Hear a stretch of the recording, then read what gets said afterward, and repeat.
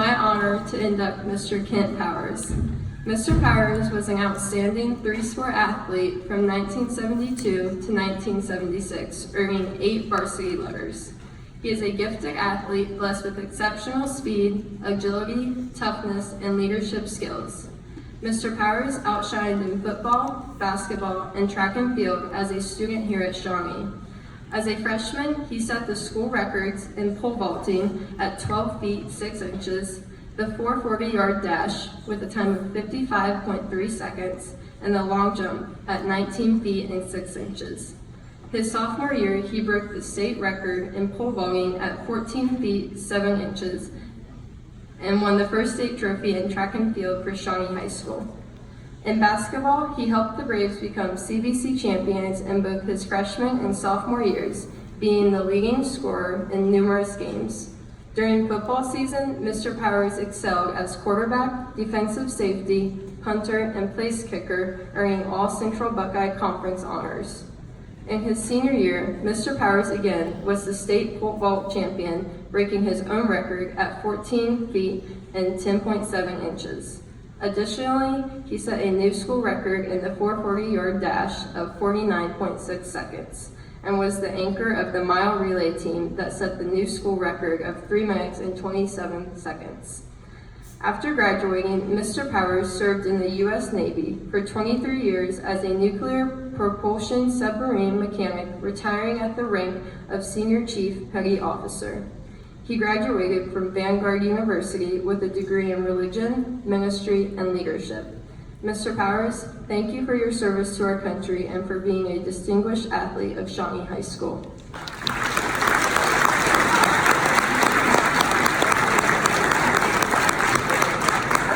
Good morning. Good morning. Can everyone hear me? Can you hear me okay? I know you can hear that.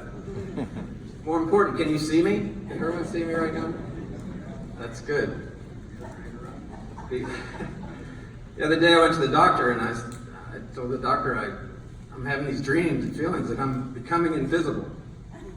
He said, I can't see you right now. Excuse me? He said, I'm sorry, I can't see you right now. Evidently he could hear me.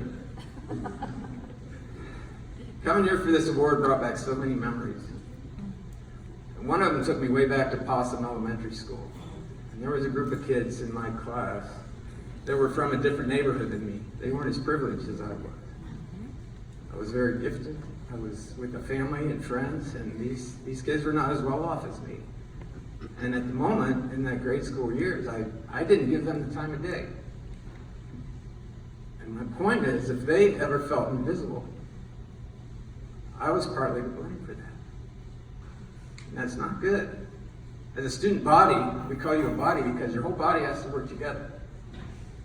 If your brain doesn't know your feet, how are you going to tell them to walk? How are you going to walk through life? As a student body, you need to know everybody here. You need to pull out the gifts of everybody.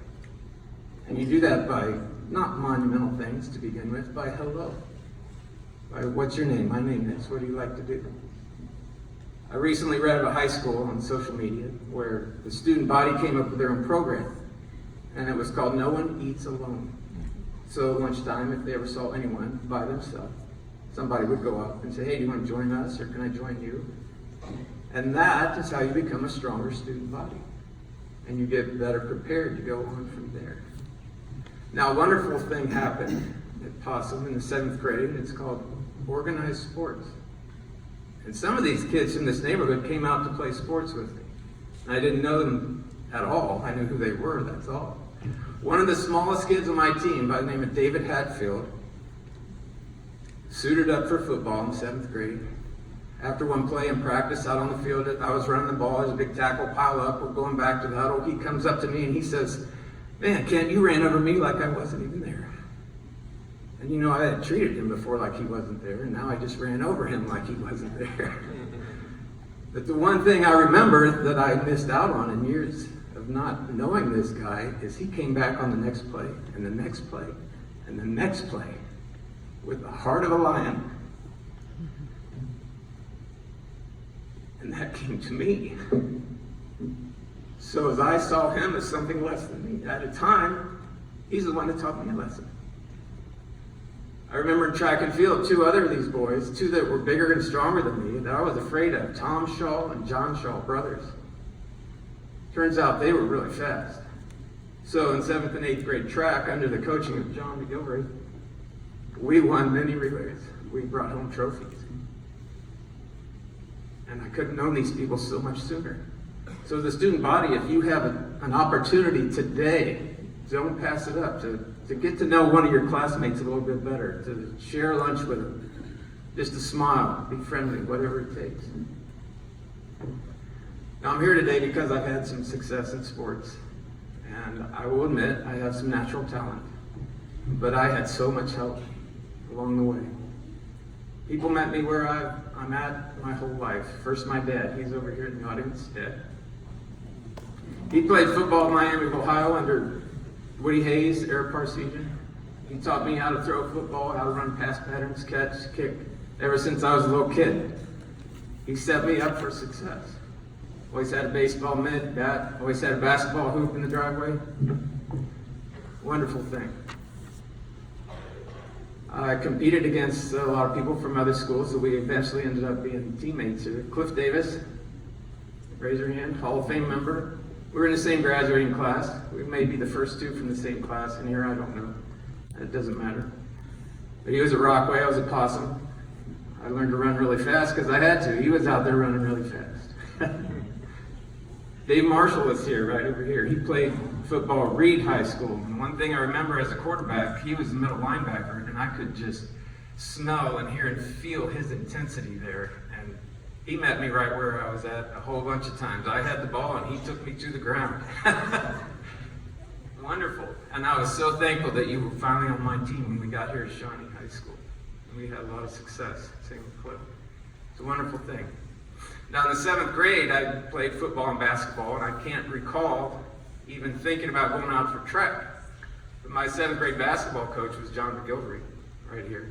He was a pole vaulter at Cedarville College. He comes up to me and says, "Hey Kent, you coming out for track? Because I think you can be a pole vaulter." Because I say no, I just went along with the flow, and pretty soon I was breaking records every year all the way through high school.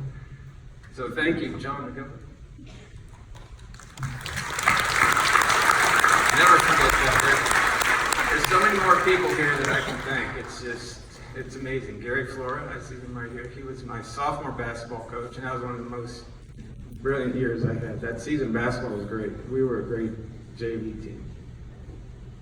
Dave Spees is over here. He was my 8th grade basketball coach. He taught me how to shoot a jump shot, and I still shoot that jump shot, and I think of you when I do it. Square your shoulders, get that right up there. It's in the hole. It's wonderful. It's wonderful to be here today. So many people that I have to thank. And I can go on and on with coaches and principals. I was here when Ed Urban was here. I was at Possum, and Larry Zirkle here was the principal of Possum.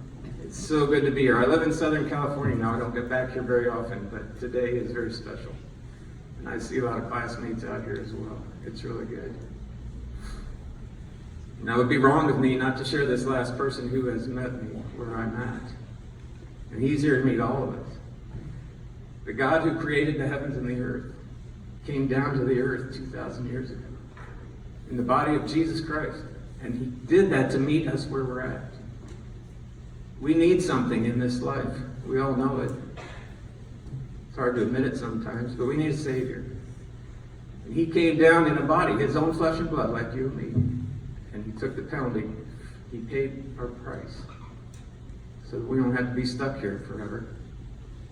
Not that it's being stuck, it's beautiful. Life is beautiful down here, but there is a lot of problems as well. And God uses those to develop you. So know that as you go through life, you will have trouble. And it's okay. Expect it right now. Just expect it. And ask God, how can I come through this? How can you help me through this? And what am I going to learn from it? And what kind of person am I going to be when I get through it? It's wonderful. It's amazing. I learned that in the Navy. I was on a submarine, 400 feet off the shores of North Korea, when I heard a shipmate talking to my shipmates about Jesus. And he drew me in. I've never been the same ever since. It's so wonderful to talk to you. I know it's hot in here, and we should move on. I just have so many people to thank. Cliff Davis, he's been one of my best friends. He retired from the military as well. I tried to steer him a different way. He's flying jets up in the air, and I'm sorry, Cliff, I have to share this one, but he's heard it so many times. I was on submarines. I was a crew member of 5 different submarines that went all over the world, all under the world. I'm glad that every time I went down, I came back up. I'm glad that every time Clifford went up, he came back down. The right way, with the rubber down on the runway. But I kept telling him, I said, Cliff, there's a lot more planes in the water than there are submarines in the sky. What are you doing up there? But because guys like him, we're good at it. We're good at it up there. So, remember what I said about this last person who meets us all where we're at. If you know the game of Monopoly, it's a board game. It's kind of like life. You get some dice, you roll, you move around the table. How many know the game of Monopoly? Everybody. You get to buy property, you have to pay taxes. Sometimes you get a pay raise, sometimes you don't. And sometimes you end up in jail, right? And how do you get out of jail? Well, you can roll the dice. So if you don't, let's don't do that. God Almighty, who came to meet you here, says, I have a get out of jail free card with your name on it. That's Monopoly. It's in a deck of cards called Chance. Don't take a chance, because Jesus is offering you that get out of jail free card right now. And you don't have to change anything. You just got to say yes. Just take it. Reach out and take it. It's like a gift. It is a gift. It's a gift of life. And it goes on forever. So, very happy to speak with all of you today. And I hope I spoke to some of you in really deep ways. And we'll be here. I'd love to meet you. Thank you very much. God bless all of you.